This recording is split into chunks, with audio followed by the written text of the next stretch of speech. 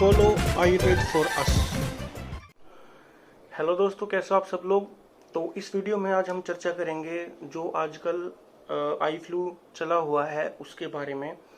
तो कंजक्टिवाइटिस इसको बोलते हैं। वायरल और बैक्टीरियल दो तरह का होता है। हालांकि आयुर्वेद में इसको नेत्र अभिषेंद बोलते हैं और इसमें वात पित्त कफ और दो तीन तरीके का और होता है। तो आजकल एक भ्रम लगा लो या फिर कंफ्यूजन लगा लो कि ये क्या एक दूसरे से की आंखों में देखने से फैलता है या नहीं।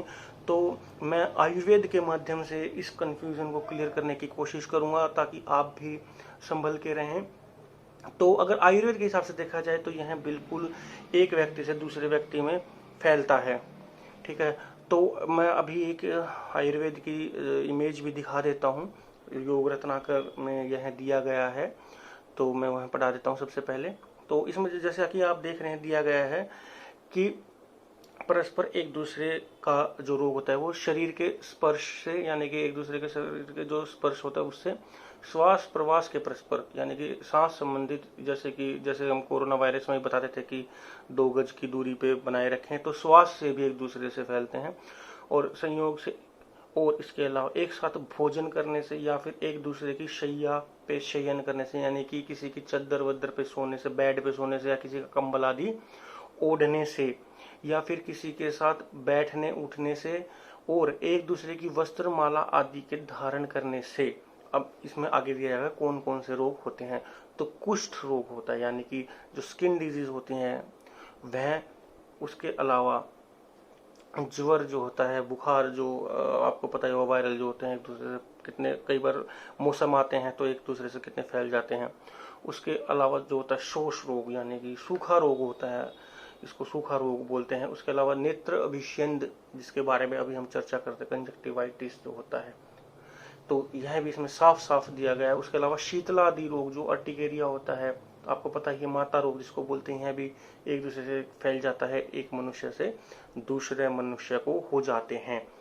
तो इसमें भी यहाँ आपने देख ही लिया है, तो किसी तरह की कोई कंफ्यूजन नहीं रहनी चाहिए, क्योंकि ना से कोई चीज, अगर कोई बीमारी भाई होती हो ना होती हो वह चीज अलग है, लेकिन बचाव ही सबसे महत्वपूर्ण है।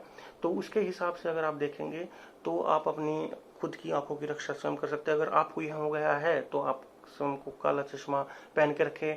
ठीक है, तो अगर सामने वाला रखता है या नहीं रखता, या उसको उसकी समझ है, लेकिन उसकी भी आंखों में आप न देखें। और इसके अलावा कुछ होम रेमेडी मैं बता देता हूँ आप जो कर सकते हैं। शुद्ध शहद अगर आपको कहीं से मिल जाता है तो उसको आंखों में अंजन की तरह आप ऐसे लगा सकते हैं, ऐसे करके। तो उससे थोड़ी सी हल्की सी आंखों में जलन होगी, जो कि नॉर्मल आई ड्रॉप होते हैं उससे भी होती है, उतनी ही जलन होती है, लेकिन यह इसका रामबाण इलाज है। यह बहुत अच्छा फायदा भी करता है। इसके अलावा त्रिफला चूर्ण है, उसका आप काढ़ा बना के पी सकते हैं।